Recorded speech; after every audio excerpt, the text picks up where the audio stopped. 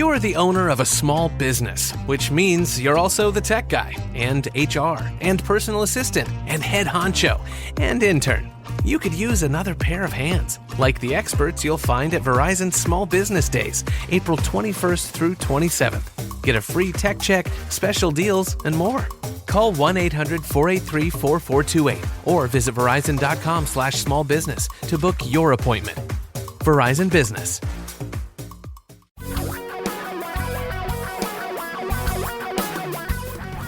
Reality radio for a really great future. We're talking real money. You should not be jogging before a show in this air. Stop it. I'm inside. Doesn't matter. Insulated. What do you think? It's not coming in under the door? And for you and for the listeners, this may be good news. I take more of it in. I last not as long. It's good. He's what are you filtering talking about? it out for all of you. Exactly. Yeah, a quick exhale and away you go. You know, I'm kind of glad I'm on the East Coast for you poor souls on the West Coast. Although there's T.S. Sally out there in the Gulf near me, she's but what ready to churn her way in. All she it does looks like is we're rain on me. Looks like we're on the surface of Mars on me. right now. Just a very weird looking day outside. But we're here because we're trying to help you, and as we always are. What else would we do? And we have to keep Tom away from the fires. Exactly. Pyromania. 855-935-TALK. I have this feeling, I have a sneaking notion today. Yes. That this is going to be a big Q&A day. I just have that feeling. I don't know, because during the week we got like record numbers of questions called in on 855-935-TALK for the podcast. Tons of questions written in at talkingrealmoney.com on the contact form. And I don't know, like 5 or 6 people who used the little microphone button at talkingrealmoney.com to send in their recorded questions. So I had to devote all of yesterday's podcast to just answering all these great questions. And we have so many that we're going to carry a bunch of those over to this show in addition to taking live calls. So I don't even think we need a topic. And I'll add one more. Next Wednesday, we're doing a live webinar. We always get a lot of people out for we're only going to talk for like 15 minutes. Then we're going to open 30 up to questions. 30 minutes. And then we're going to open up to questions. Mm-hmm. People love that. You can sign up there at talkingrealmoney.com. 8 a.m. Wednesday. Absolutely free. Ask your questions there. Piece of cake. Or do it on the show at 855-935-TALK get this. I'm not even going to give you any time to talk about other stuff. We're going to just go phone calling right now because Peter called before the show. Hi, Peter. Welcome to Talking Real Money. Hope we don't owe you money or something. How are you? Hi, Don.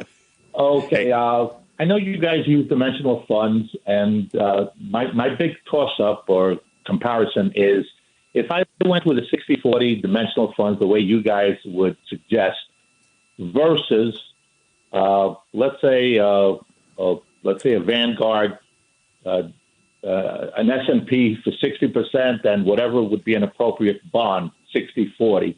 How would those two compare? Of course, yours you have to take away the 0. Whatever it is, the fee that you guys charge. 0.9%. How would you? Yeah, right. We can tell you that exactly. So let me go back. Compare. Yeah. We'll tell you. We're going to give you the numbers for 50 years in just a moment. And by the way, just for those people who don't know, DFA that Peter refers to as dimensional funds. This is an institutional share class mutual fund family that is a little different than indexing because they're not tied to the index, because they sort of lean the portfolios to smaller companies, value companies, things that have been more productive in the past. Not all the time, by the way. The last 10 years, Peter, you would have been better off being in a 60-40 in the S&P 500 and in a decent bond fund or two. Last 50 from 70, you would have made, and I put the numbers on. I'm pretty sure I'm right working about on it right 60, now. 60, I believe, would have made you over 10% a year. Not every year, not every day. And the returns, we can go to closures here, but the returns of those the indexes we can move to those funds have done in that period of time. And Tom is being Comcasted right now by the lovely internet connection that he has there. 50 years on a 60-40 DFA portfolio would have been about 9.82% per year over 50. Over 40, and you'll notice these numbers are going to change because we have more of the recent history in. Over 40 years, 9.5. Over, where's 30 years? Over 30 years, 7. Over 20 years, 6. Over 10 years, 5. And that does not compare well with the S&P 500 over the last 10 years. But what's really interesting is when you look at the S&P, you throw the S&P 500 in for the 2000s, and the globally diversified overweighting value portfolio outperforms because, there are times when the S&P is just awful. Tom and Don are talking real money.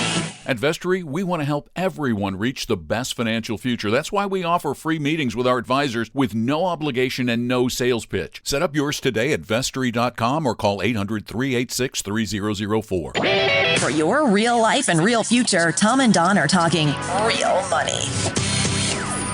855-935-TALK. That is our phone number. You can call that during the show or 24/7 and leave your question. Making a comparison between a broadly diversified global portfolio and the S&P 500 it's an apples and oranges. I mean, they're fruit, but it's still apples and oranges kind of comparison because the two are so different. And I just want to give you a couple of numbers that might help put it in perspective, but you really shouldn't use these for comparison purposes. For example, the S&P 500 alone is far more aggressive than a 60-40 portfolio, even globally diversified. Excuse me. And but the thing is back really choked you up. Yeah, back in the 2000s, the S&P 500 returned a negative 1% per year for 10 years. You're talking the aughts here. The aughts. Yeah. While a globally diversified 60-40 portfolio. 60% in stocks, 40% in bonds. Which is more conservative. Yes. Returned about 6.3%. So you did a lot better by being diversified in that period of time. However, recently, the S&P 500 has been on such a tear over the past decade. Huge gains that the S&P 500 handily beat a 60-40 global portfolio. Whereas a more fair comparison is probably the Vanguard Balanced Index, which is S&P 500 in bonds.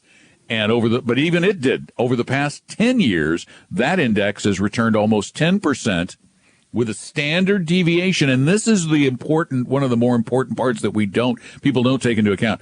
A standard deviation of 11.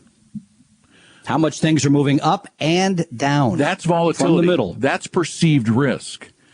Whereas the 60-40 globally diversified returned 5.4% over that period, less, but it did it with less volatility. And it's because you were invested in a segment of the economy, the global economy, that did not do as well.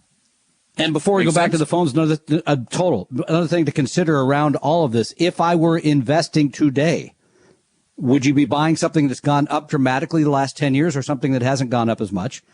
Even this year, the S&P 500 has made 4.7%, global portfolio down about 12%.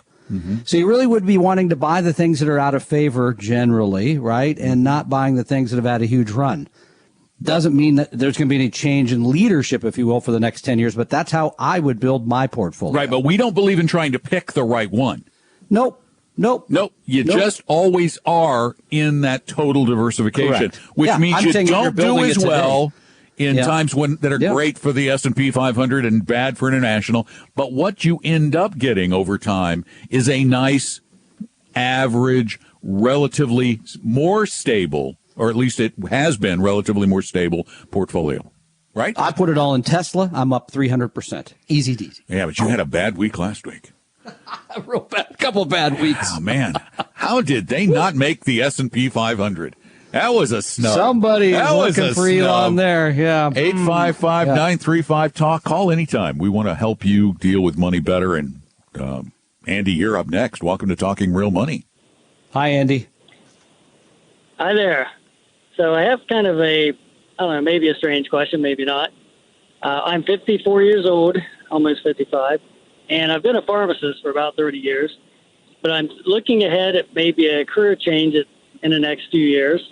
And I'm really intrigued when I hear you guys talking about, if you have a heart to help people and you have some understanding of finances and that sort of thing. I don't have a finance degree. I do have a pharmacy degree, but am I too drugs and money, they kind of go together. If you bring the pills with you, you got a deal right there. It's not a problem, Andy. I'm good with that. Lots of financing options there. Yeah. Exactly. So if I'm looking at maybe at age, by the time I'm 60, to maybe transition out of pharmacy and over into something different. But I really like the idea of being able to maybe, I really like what you guys do and trying to educate people and just help them make good decisions and to do something like that.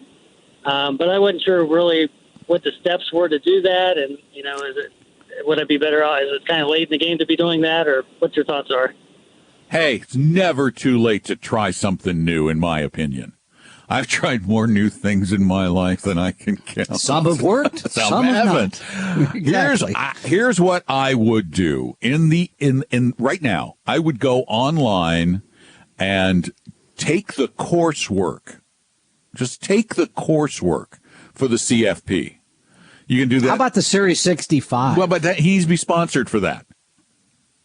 He could still take the coursework. He doesn't have to pass. He could, but I suggest that if at age 60 you really want to be serious about it and you want to be incredibly good at it and you're 54 and you've got that time, find out if you really adore it by beginning to take it's like 2 years of online ed, right? Yeah, and let me just so you understand, Andy, the CFP, Certified Financial Planner course, that truly is the deep dive. I mean, that is all the way in. You're going to look at planning, taxes, estate, that's everything. The Series 65, on the other hand, is much easier. You need to understand a little bit about the economy. You got to learn the rules of the business a little bit on investing. It's a whole. But I just often tell people if you want to at least think about it, that's a way to put your toe in. If you want to dive all the way in, or already decided, CFP is the way to go. There are great online courses for Series 65 coursework. You could take those and then you'd be prepared and then you could go to an advisory firm. But here's what you're probably going to need to do, because there are a lot of advisors out there, a lot.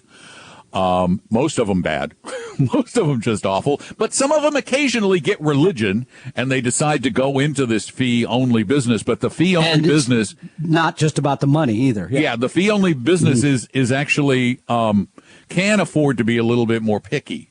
So what you might want to do is consider being an elder intern too. I think that's a good idea, actually. Where you go to some fee-only firms and you offer to do whatever for a period of time to get into the industry, to get a feel for the industry, to get known by people. Because bear in mind, it's not just, and it never will be just managing money. There's also, like any other business, a sales component to it. But you do that in the pharmacy business, right? But I think what he said at the beginning, too, is correct. It is really about a heart for helping people. Yeah. At the end of the day. But only 1%, I believe, actually truly have that. And by the way, after about 2 weeks of study, you can have probably Don's or my job. I mean, literally, it wouldn't take that long. Yeah, because we're older than you. Exactly. We're done soon. Sign us up. Yeah. Get it out of here. All right. Does that help at all? Appreciate your help, guys.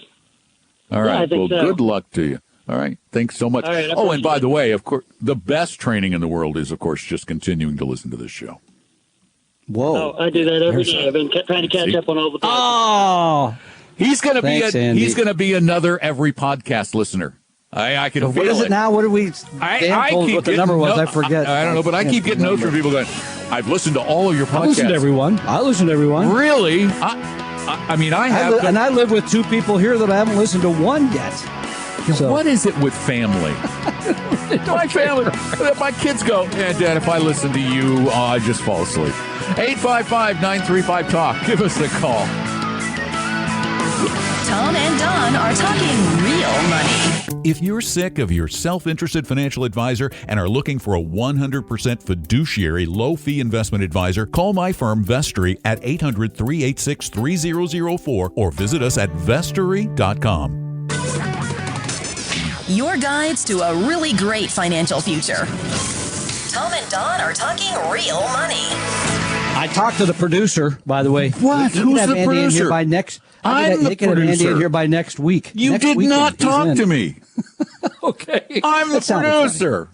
All right. Yeah. Keep your job. It's Yeah, okay. fine. Thanks. All right. Now it's time for Don's dramatic reading of We your got to get the phone questions. number first. Okay. How about a phone number? 855. Well, you interrupted. You threw me off. I know. I tried to. 855-935-TALK is our phone number. 855-935-8255. Now, time for Don's dramatic reading of your Night questions. before Christmas? No, your questions.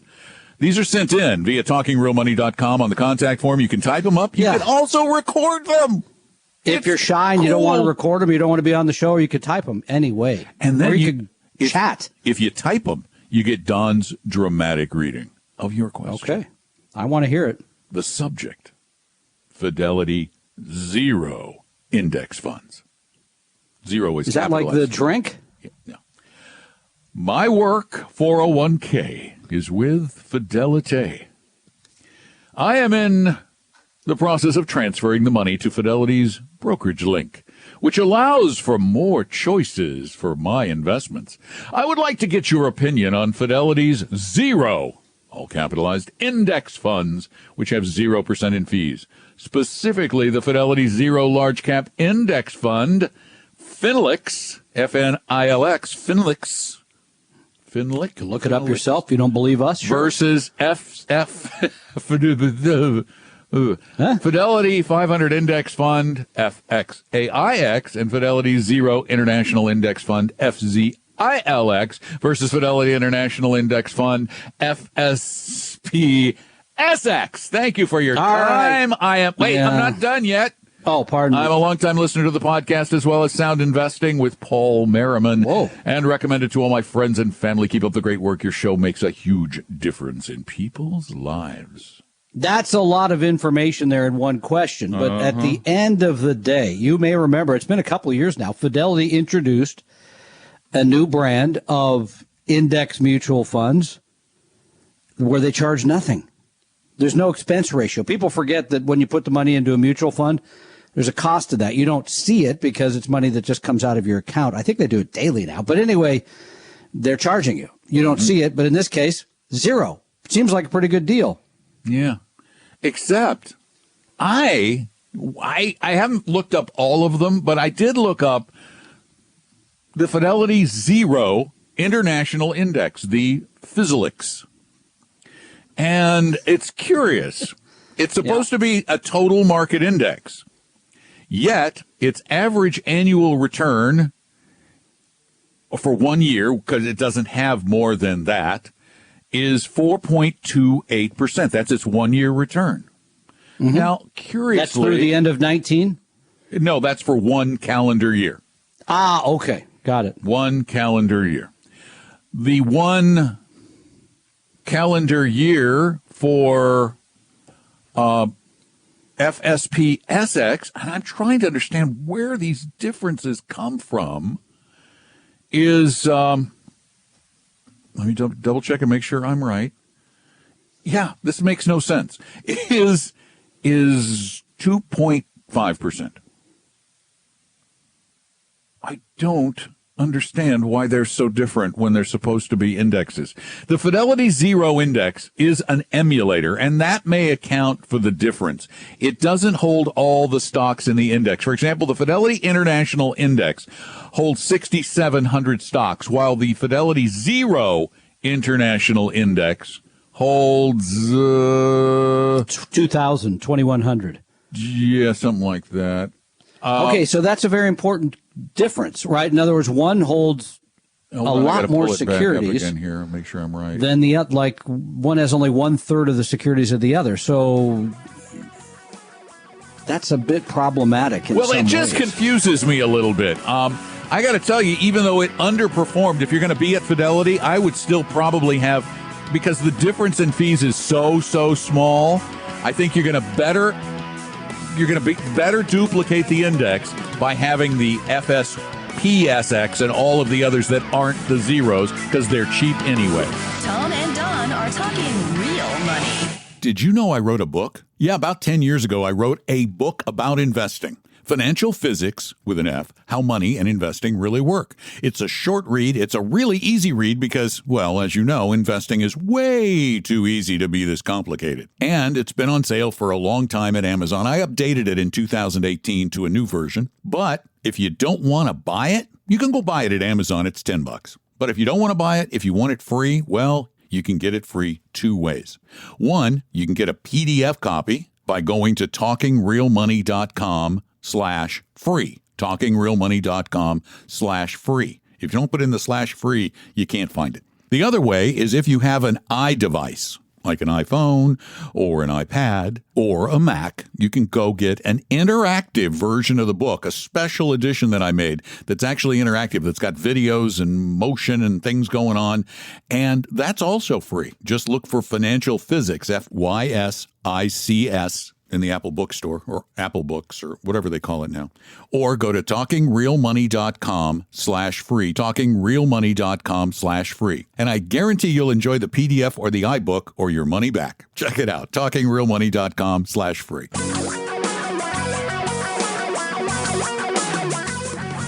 Reality radio for a really great future. We're talking real money. Hello, I'm Don. That's Tom. I don't think we introduced ourselves at the beginning of the show. I don't think we did either. I don't think we did. Let me. You didn't ask. Oh, okay. 855-935-TALK is our phone number. What do we talk about on a show called Talking Real Money? Well, I'm only going to give you a single guess because it's kind of that's all you title. deserve. Yeah. Yeah. We're talking about real money and your real life, and we hope you will join us every week for the show. Listen to the podcast at talkingrealmoney.com or on your favorite podcast service.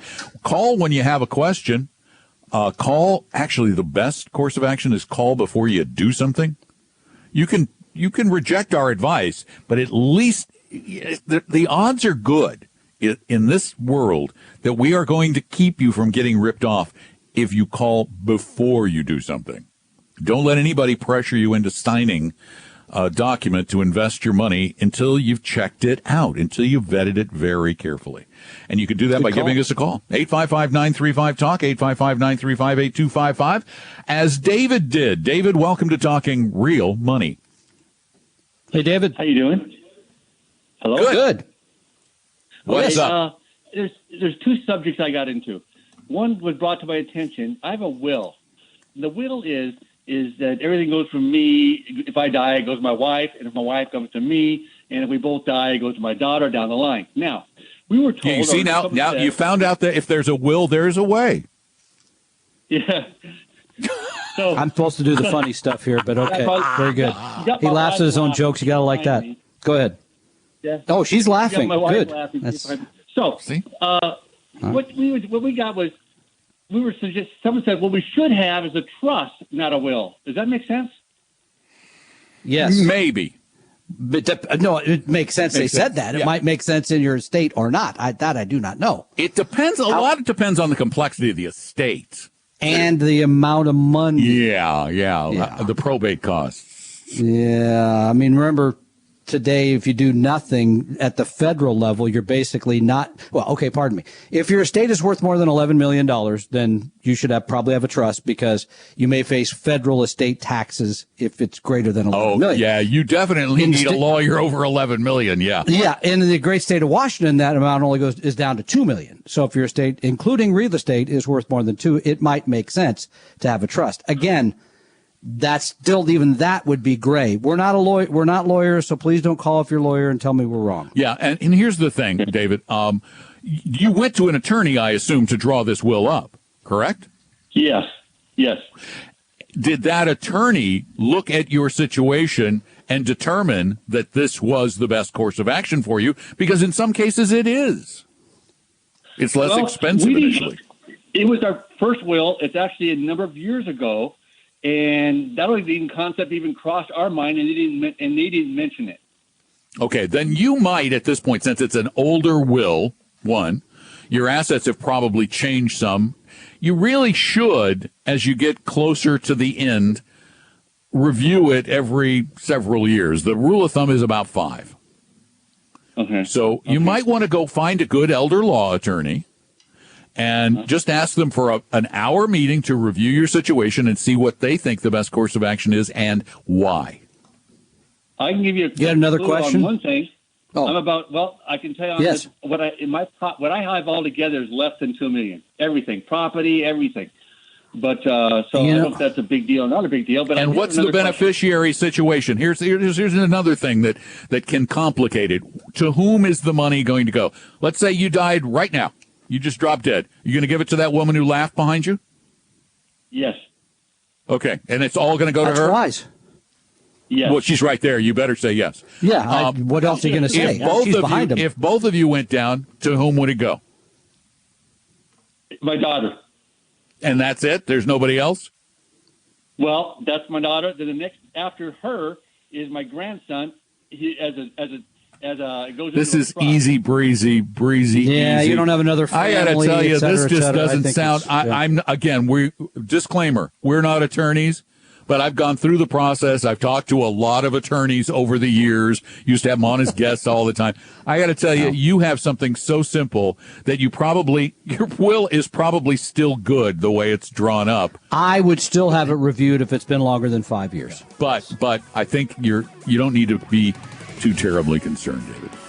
And good job. And thank your wife for laughing at my terrible joke. I like her a lot. I like her better than my co-host now.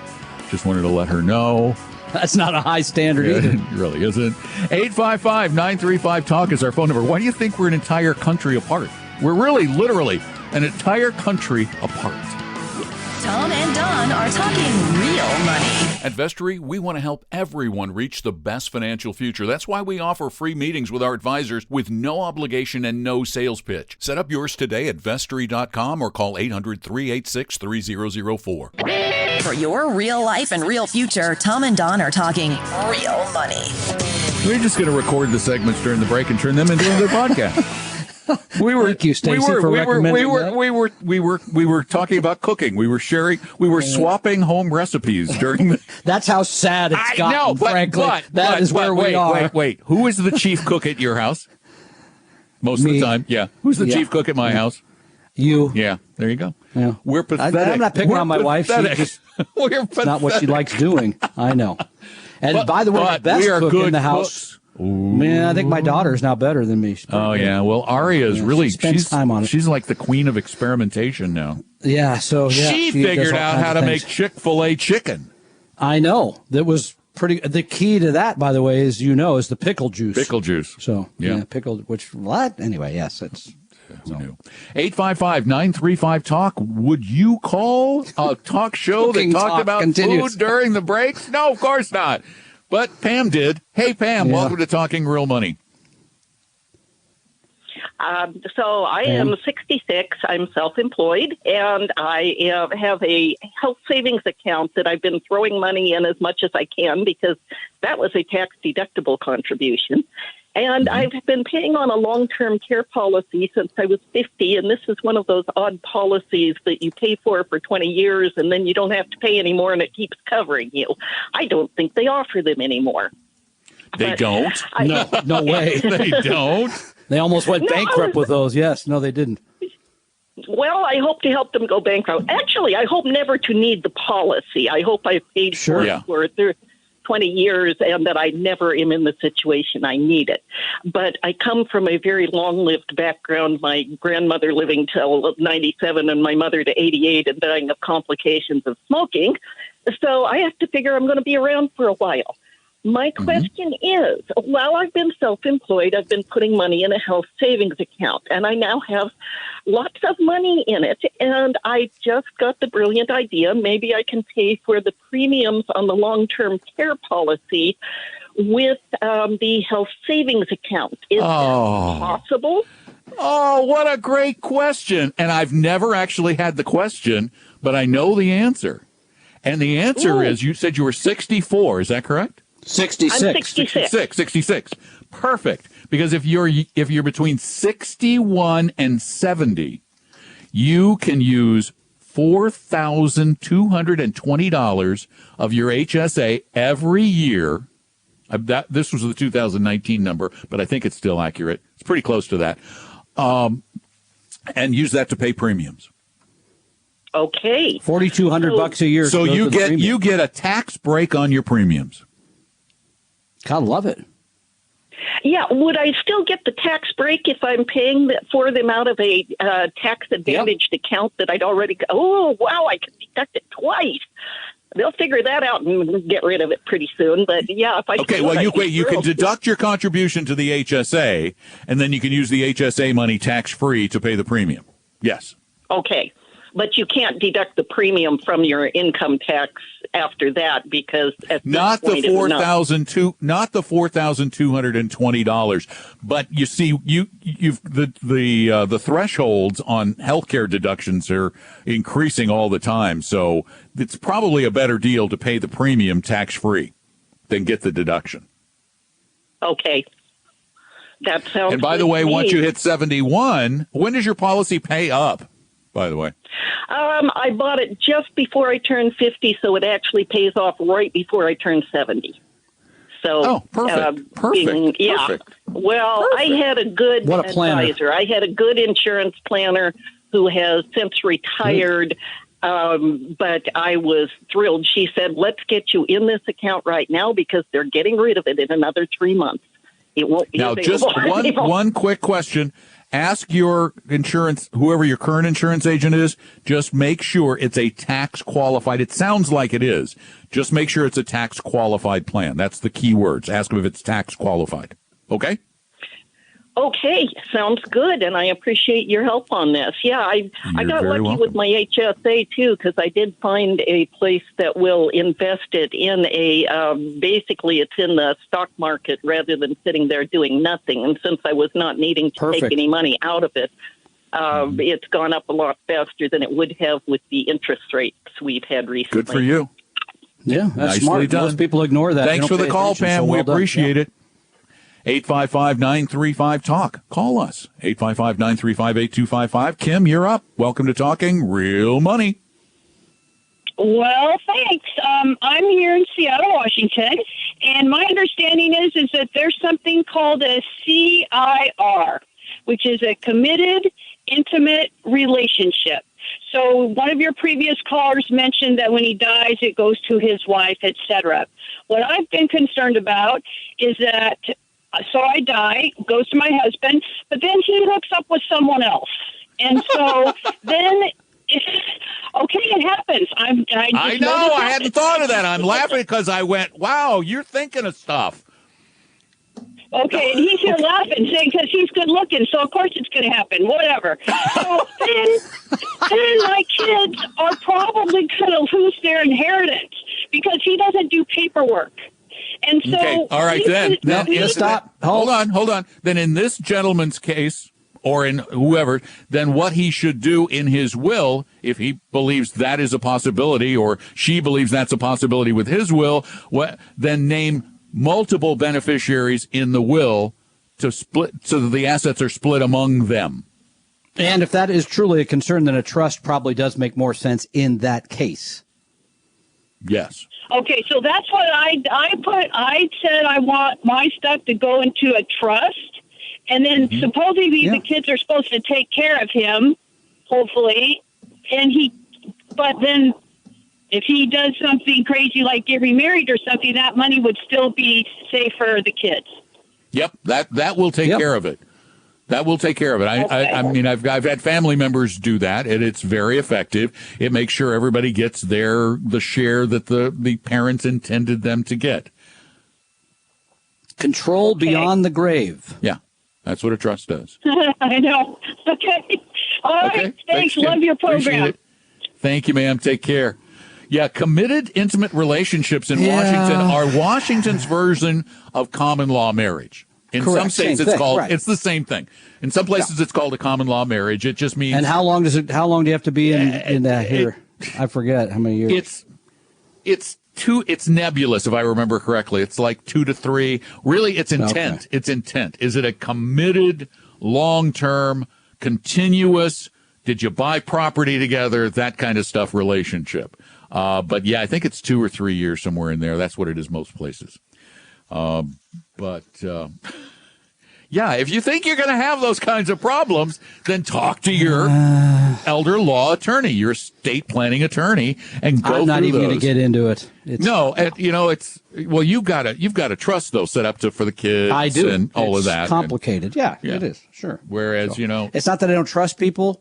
It's just I generally know that when this happens, the new person in your life ignores the old people. It just happens. It doesn't make them bad or good or whatever. It just makes them humans, and humans. Yeah, right. That's the way it works out. Right. Money turns us sometimes into evil creatures. It really does. Yeah. Money and power. We've seen that. Yeah. Mm-hmm. Yeah. So.